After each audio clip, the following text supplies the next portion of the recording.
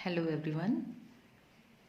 आज की वीडियो में हम डिस्कस करेंगे मोनो सब्स्टिट्यूटेड साइक्लोहेक्सेन के कन्फर्मर्स को, यानी कि साइक्लोहेक्सेन के जो 12 हाइड्रोजन है उनमें से किसी एक हाइड्रोजन को हटाकर उस पर कोई अन्य प्रतिस्थापी लगाकर उसको पहले मोनो सब्स्टिट्यूटेड साइक्लोहेक्सेन में कन्वर्ट कीजिए।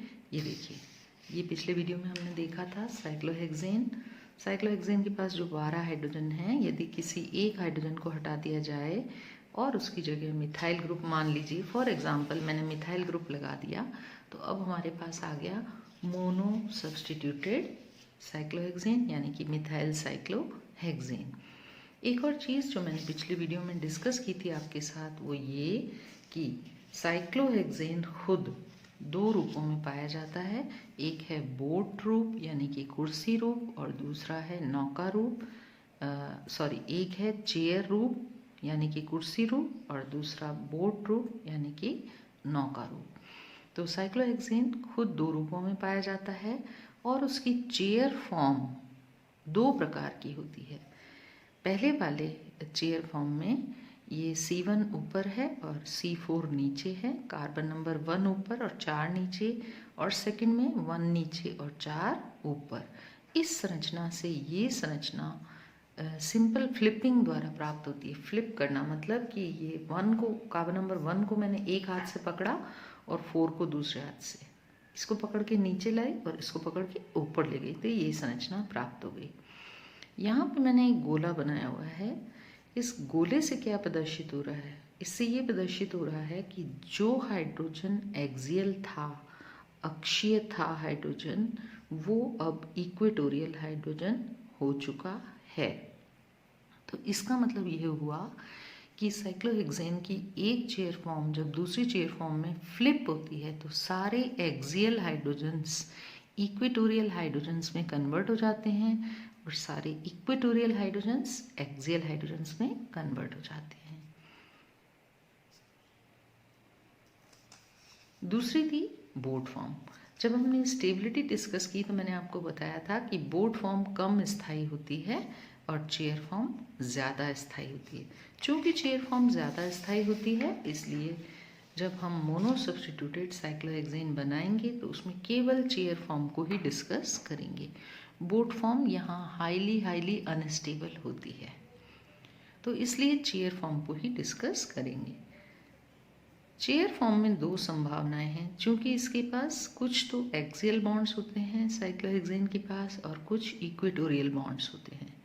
तो जो मिथाइल समूह हैं, दो ही संभावनाएं हैं। जो मिथाइल समूह है वो या तो एक सीधे बॉन्ड के ऊपर लगा हुआ हो, यानी कि एक्सियल बॉन्ड के ऊपर लगा हुआ हो। एक्सियल क्या होता है? जो इस काल्पनिक अक्ष के समानांतर बॉन्ड होते हैं वो सारे एक्सियल होते हैं। जैसे ये एक्सियल है, ये एक्सियल है, ये एक्सियल है, तो एक एक्सियल ऊपर एक नीचे, फिर एक ऊपर फिर एक नीचे, फिर एक ऊपर फिर एक नीचे।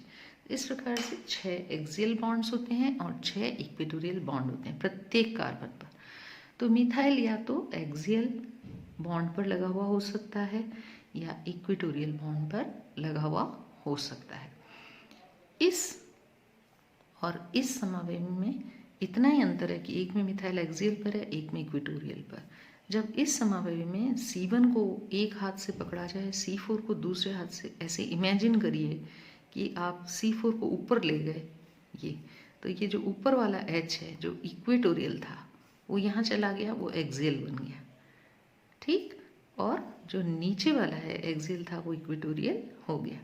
और इसको पकड़ के जब ऐसे सीधा सीधा नीचे की तरफ लाए तो जो मिथाइल समूह था वो यहाँ चला गया। मिथाइल ऊपर है तो ऊपर ही रहेगा, ये ऊपर, और H नीचे है तो नीचे ही रहेगा, मगर इक्वेटोरियल से एक्सियल हो गया और एक्सियल से इक्वेटोरियल। ये देखिए, ये आपके सामने है साइक्लोहेक्सेन का कुर्सी रूप, राइट। तो इस कुर्सी रूप में आप क्या देख पा रहे हैं कि मिथाइल जो है वो एक्सियल बॉन्ड के ऊपर लगा हुआ है। जिस प्रकार से ये हाइड्रोजन ऊपर जा रहा है, वैसे ये मिथाइल भी ऊपर जा रहा है। तो ये है कार्बन नंबर 1 और ये है कार्बन नंबर 4। तो इस प्रकार से यदि देखें तो आप देख पाएंगे ये कुर्सी रूप है और इसमें मिथाइल ऊपर जा रहा है। अब क्या करना है, फ्लिप करके देखना है। फ्लिप करने में मैं इसको ऊपर ले गई और इसको नीचे लाई।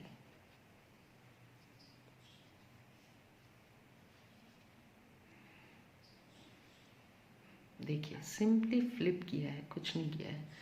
तो अब आप देख पा रहे हैं कि जैसे ही मिथाइल इक्वेटोरियल पोजीशन पर गया, जैसे ही इक्वेटोरियल पर गया, ये एक्सियल बॉन्ड है, ये इक्वेटोरियल, वैसे ही वो पूरे मॉलिक्यूल से एकदम दूर अपार्ट हो गया, थोड़ा सा दूर हो गया, यानी कि अब ये रिलैक्स हो गया। ये बड़ा ग्रुप है और इसको जगह मिल गई है दूर रहने के लिए।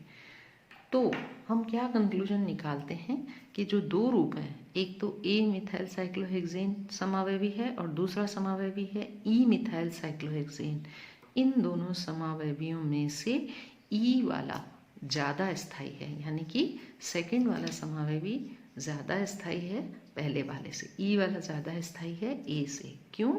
क्योंकि उसके अंदर ज़्यादा प्रतिकर्षण नहीं होता है, रिलैक्स रहता है। यहाँ पे ए वाले में क्या होता है कि कार्बन नंबर 1 पर जो मिथाइल लगा हुआ है वो कार्बन नंबर 3 वाले हाइड्रोजन और कार्बन नंबर 5 वाले हाइड्रोजन से कम दूरी पर है, इसलिए ये प्रतिकर्षित होता है। तो जब मोनो सब्सटीट्यूटेड साइक्लोहेक्सेन्स को देखते हैं, चाहे वहाँ मिथाइल लगा हुआ हो, चाहे क्लोरो लगा हुआ हो, चाहे OH लगा हुआ हो, कुछ भी लगा हुआ हो, इन एनी केस ई वाला समावयवी ज़्यादा स्थायी है इक्वेटोरियल वाला बजाय कि ए के। और बोट फॉर्म हाईली अनस्टेबल है, एकदम लीस्ट स्टेबल है, एकदम कम स्टेबल है, इसलिए यहाँ पे हम उसको मानते हैं कि वो एग्जिस्ट ही नहीं करती है, वो बनाएंगे ही नहीं। तो मोनो सब्सटीट्यूटेड के केस में ये दो ही समावयवी हम बनाएंगे और इसमें से इक्वेटोरियल वाले का स्थायित्व अधिक है एक्सियल से। कितना अधिक है? 10 किलो कैलोरी प्रति मोल। आपको आई बात समझ में? Thank you very much.